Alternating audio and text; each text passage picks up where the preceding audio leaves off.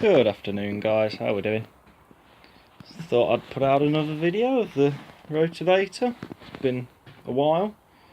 I haven't got loads of progress done on it, the engine's still seized yet again, but I have been stripping it down quite a fair bit. So, strangely, the most awkward thing to get off was the fuel tank. So, as you know, this front cowling was bolted on it, and the fuel tank was then bolted to that. And I needed to get the fuel tank off first before I could get the cowling off. So I did get the fuel tank off eventually. I still need to get the bracket off. This is still quite rotted. It's quite bad. I think I'll end up just cutting through these little screws. But it's not too bad. But I may probably just get a new tank. As you can see, it's got some major rot. As you can see down there, that's a small bit of what's left of all the rust that I shook out of the tank. Poured a little bit of paraffin into it, shook it about. The cap still won't come off. That's still rotted on somehow. As you can see, took the flywheel off the front here as well. This cowling, well, this was actually quite a pain to get off. These screws, weirdly, that screw which is not supposed to be in it at all, it's way bigger, actually came out easier than that one. They were screwed onto this back plate here, if you can see there. They were screwed onto there, so I mean the other side was a bit harder to get out because you've got the engine block sticks out a bit more. That was really annoying to get off.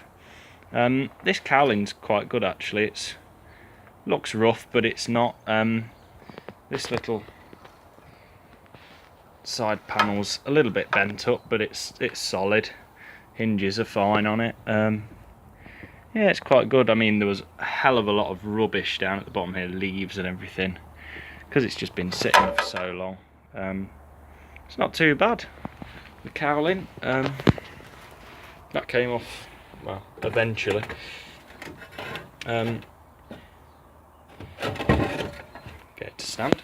There we go. I've gone over the guard on the Rotovator a bit with my brush. It turns out, after a bit of fiddling, the gearbox isn't seized. As you can see here, it's still a bit stiff. That is the lever to put it into the wheels into gear. It's a bit stiff. There's actually, if you look on this plaque, you have high, stop and low on there, so you've actually got high and low gears on it there, and that just shows you. So those three markers are those three holes for that little pin to go into. It's the same with the gear to put the Rotovator into gear, but that just has on and off. I think it's out of gear right now, so yeah, we can actually turn the Rotovator there. It's not seized like I first thought. It was just these shifters that were seized, so it was actually in gear, which made me think it was seized. So that's a good point. I won't have to strip the gearbox down. The engine is still seized solid. I think I'll end up stripping that down once I get time, really. Still need to take the carb off. But yeah, it's not going too badly, really. Yeah, I know I've only got a bit done onto it, but I haven't had a lot of time recently. But hopefully I can crack on with it a bit more, get the engine stripped down, and hopefully that'll be in the next video. So if you enjoyed the video, please leave a like, drop a comment down below, subscribe if you haven't already if you're new to the channel to get more videos, and I'll see you in the next episode. Bye for now.